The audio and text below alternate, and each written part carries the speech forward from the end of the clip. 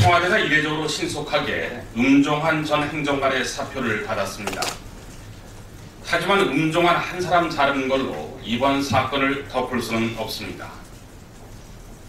이번 사건의 핵심은 이른바 13시 국정농단이 실제 이루어지고 있는 현장의 모습이 적나라하게 드러났다는 것입니다.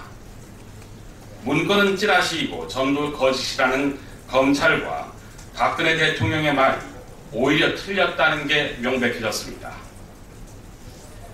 이번 사건에서 또 주목해야 할 것은 정치 사찰과 공작이 버젓이 자행되고 있다는 점입니다.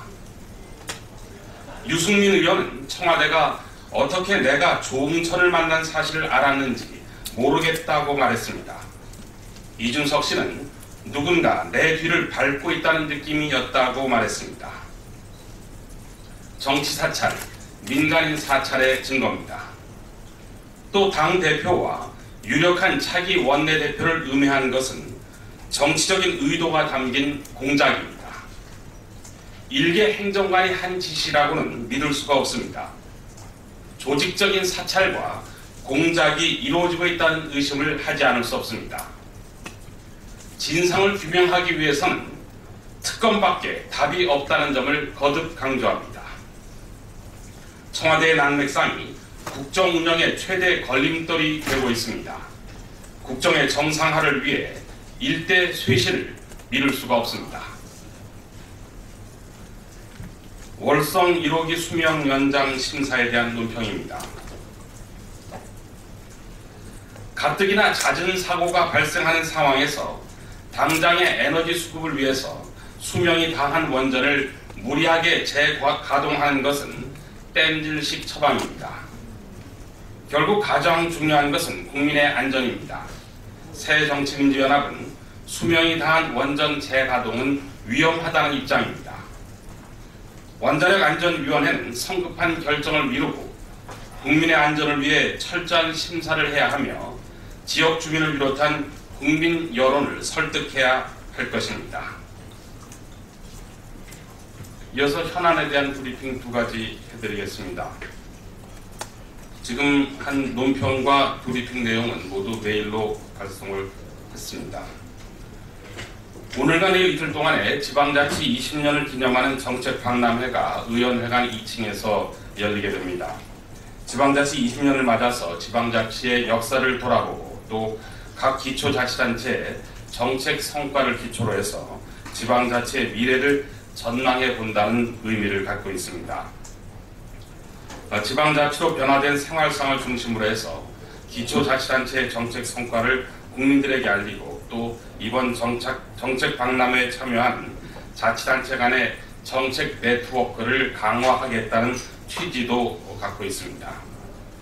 오늘 개회식에는 기초자치단체장 50여 명과 시도지사 가운데는 최문순 강원지사 그리고 안희정 충남지사가 참석할 예정입니다. 특히 안희정 충남지사는 분권을 위한 개헌이라는 주제로 강연도 할 예정입니다. 저녁에는 당대표, 최고위원 경선에 출마하는 후보들이 정견 발표와 질의응답을 갖는 그런 시간도 마련되어 있습니다. 문재인 후보, 이인영 후보, 당대표 후보 가운데는 두 분이 참석을 하시고 또 최고위원 가운데는 이목희 의원을 제외한 다른 7분이 모두 참석할 예정입니다. 내일 오전에 국정자문회의 첫 회의가 예정되어 있습니다. 열린우리당 그러니까 새정치민주연합이 여당 시절에 운영을 했고 야당으로서는 처음으로 국정자문회의를 운영하게 됐습니다. 이 국정자문회의는 당원 31조에 따른 규정에 따라서 구성이 된 겁니다.